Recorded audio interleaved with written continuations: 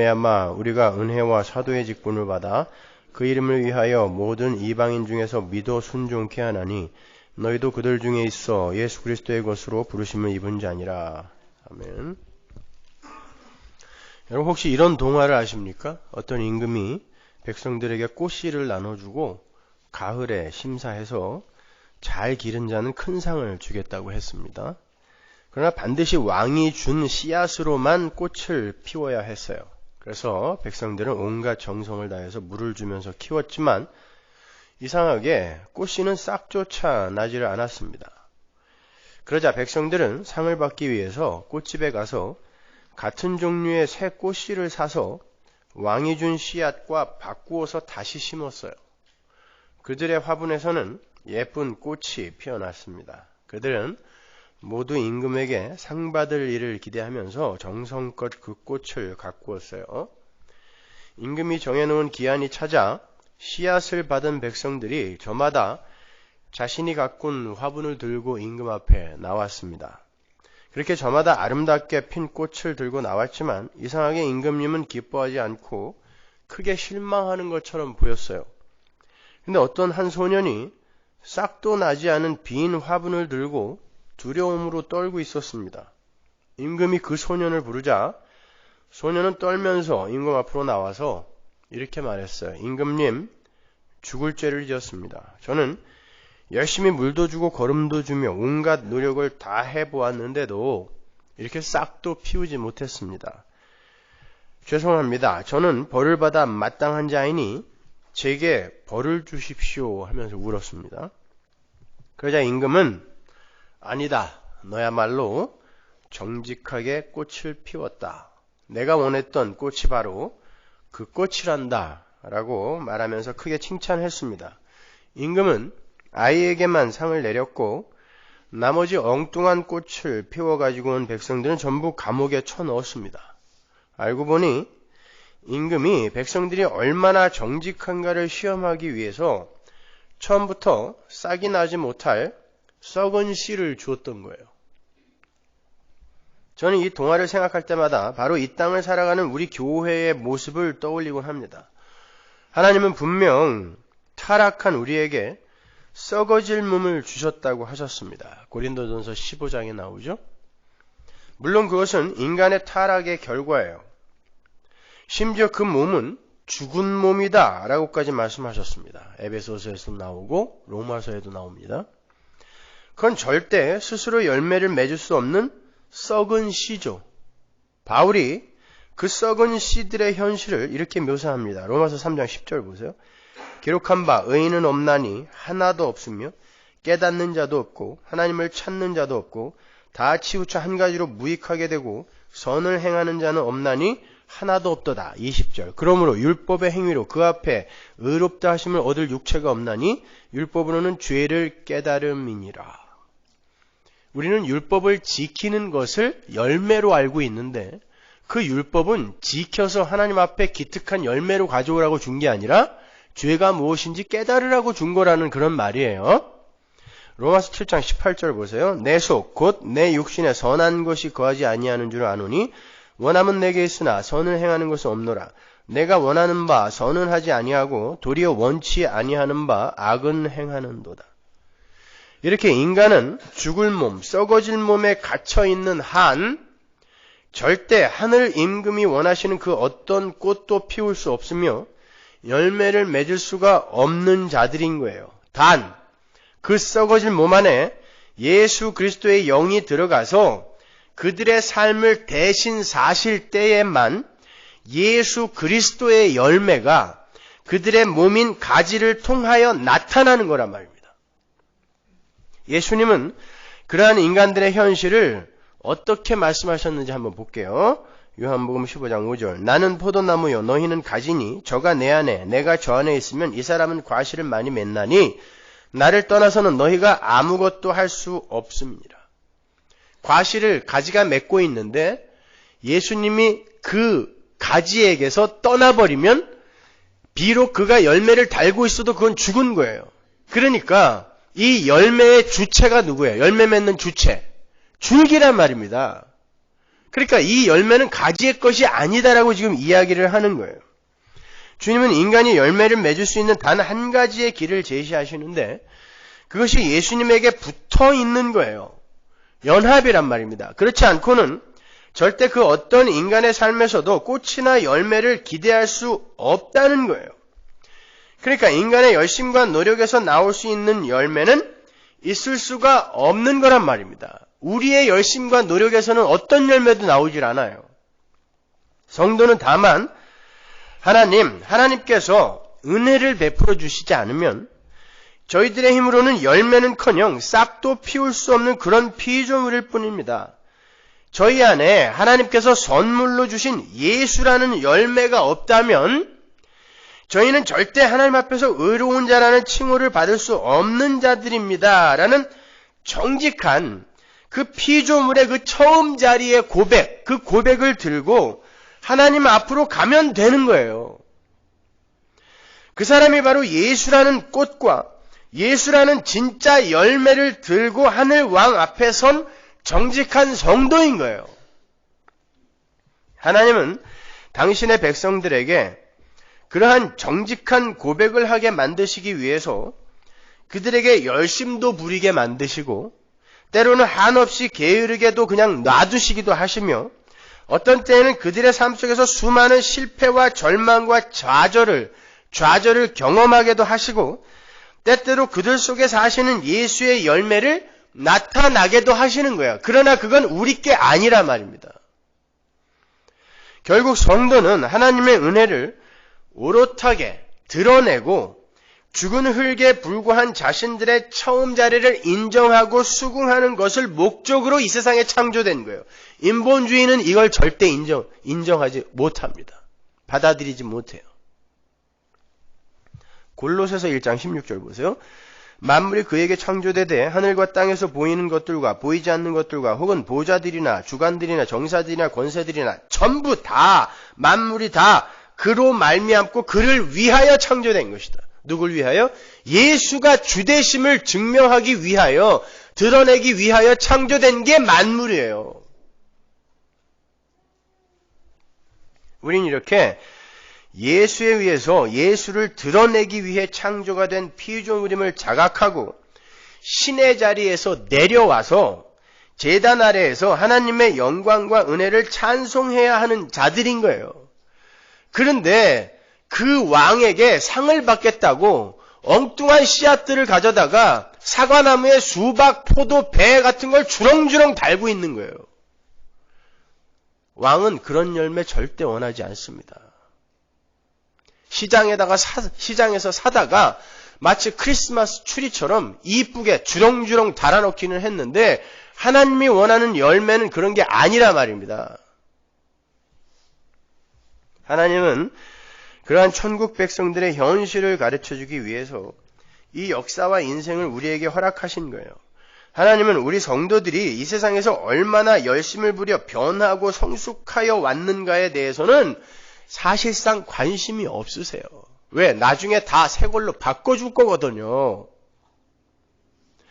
하나님은 오히려 그런 것보다는 하나님이 어떤 분이시며 하나님의 능력은 얼마나 대단한 것이며 왜 우리는 하나님의 은혜만을 의지하여 하나님 절대 의존적인 존재로 살아야 하는지를 깨닫고 아버지만을 의지하는 하나님의 어린 아이들이 되어주기를 바라는 거란 말입니다.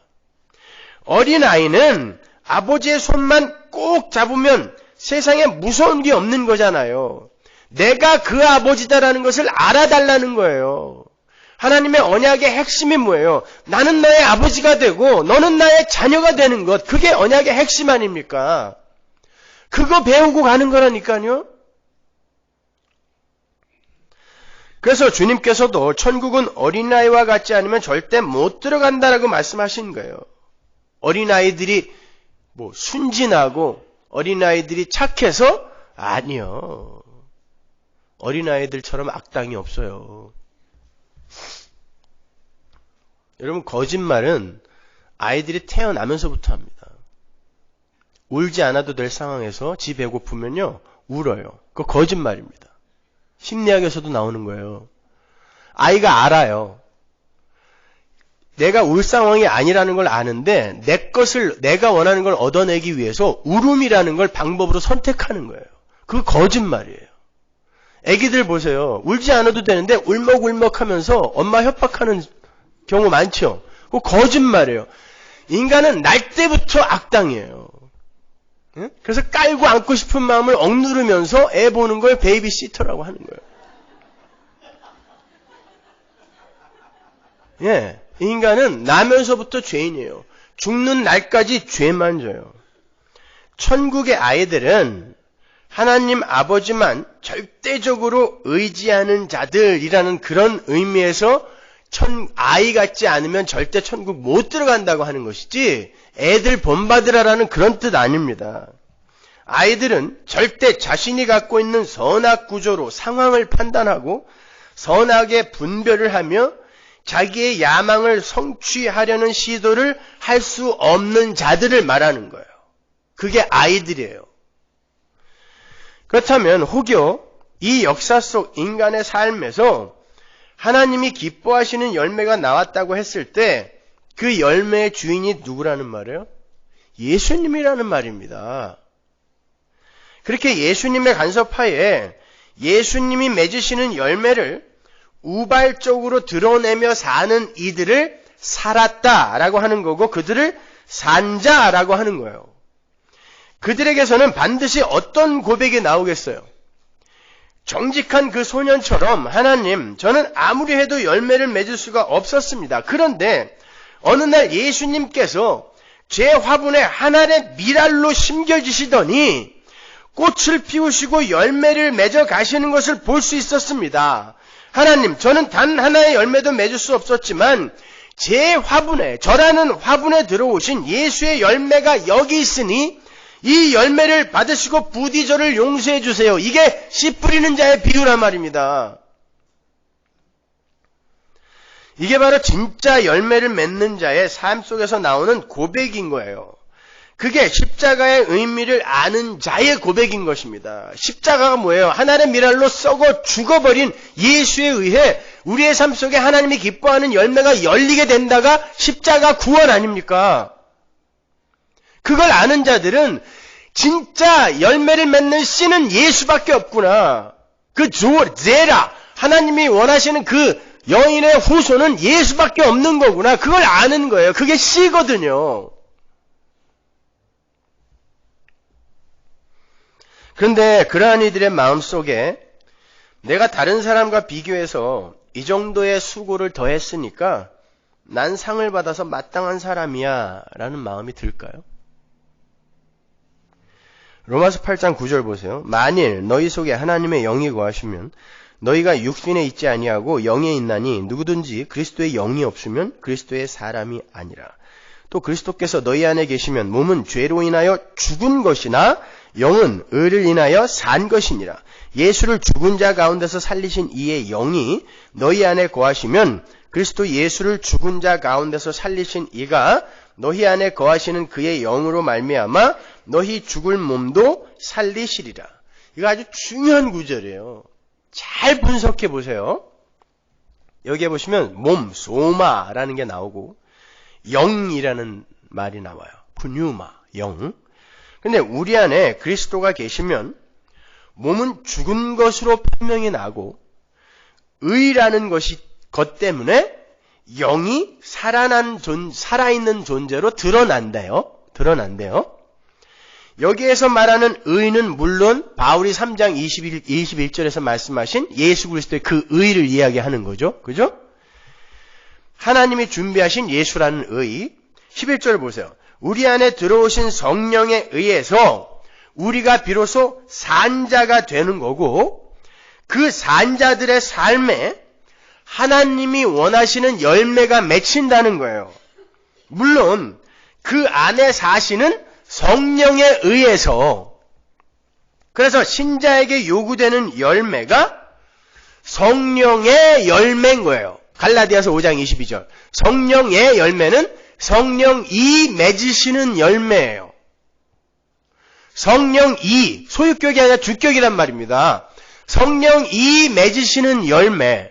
그러니까 내 안에 성령이 들어오면 아, 내 몸은 죽은 거구나. 그 말은 나는 열매를 못 맺는 자구나를 내가 비로소 알게 되고, 그 전까지는 잘난 척 무지하면서 사는데 그게 열매 아니었구나를 비로소 알게 된다는 뜻이에요. 성령이 내 안에 들어오면.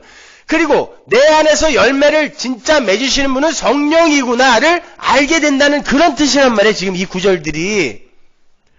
내 몸은 죽은 거구나. 이걸 알게 된다는 뜻이에요. 근데 내 삶 속에서 어떻게 열매가 맺히지? 내 안에 들어오신 성령에 의해 맺히는 열매구나. 이걸 알게 된다는 뜻이란 말입니다. 그러니까 이런 거예요. 썩어질 우리 몸 안에 그리스도의 영이 들어오시게 되면 우리의 몸은 아무런 열매를 맺을 수 없는 죽은 몸, 소마로 드러나게 되고, 우리 안에 들어오신 예수 그리스도의 영에 의해 우리는 살아있는 존재, 즉 영의 상태가 된다는 그런 말이에요. 오늘 본문의 말로 바꾸면 우리 안에 성령이 들어오시면 죽어야 할 육신과 살아야 할 성결의 영의 부분이 확연하게 둘로 분리가 되어 인식이 되고, 왜 육신은 십자가에 못 박혀 죽을 수밖에 없는 것인지, 그리고 왜 우리는 성결의 영으로 살아나야 하는지를 인생 속에서 경험하게 되는 거예요. 그게 신앙생활이란 말입니다. 성경은 그 영의 상태가 된 인간만이 하나님이 기뻐하시는 열매를 맺을 수 있다 그래요. 영이 죽은 자는 열매 맺을 수 없죠? 맞아요? 틀려요? 맞아요. 예수님께서 나를 떠나서는 너희가 아무것도 할 수 없다라고 하신 게 바로 그 이야기란 말입니다. 예수 그리스도의 영이 들어가지 않은 몸은 에베소서의 진술대로 죄와 허물로 죽어있는 몸에 불과하기 때문에 아무리 노력해도 꽃을 피울 수도 열매를 맺을 수도 없다는 거예요. 따라서 인간에게서 하나님이 기뻐하실 만한 어떤 열매가 맺힌다면 그건 전적으로 그 인간 안에 들어가신 예수 그리스도의 영이 맺으신 것이다라는 결론이 나게 되는 거란 말이에요. 따라서 열매는 영이 맺는 거고, 혼과 몸은 영에 의해 열매를 맺을 수도 혹은 맺지 못할 수도 있는 피동적이며 수동적인 개념인 거예요. 그렇다면 영도 내 거니까 내 영이 맺는 열매도 결국 내가 한 거 아닌가? 제가 오늘 거기에 대해서 설명해 드리고, 다음 주에 연결하여 왜 성경에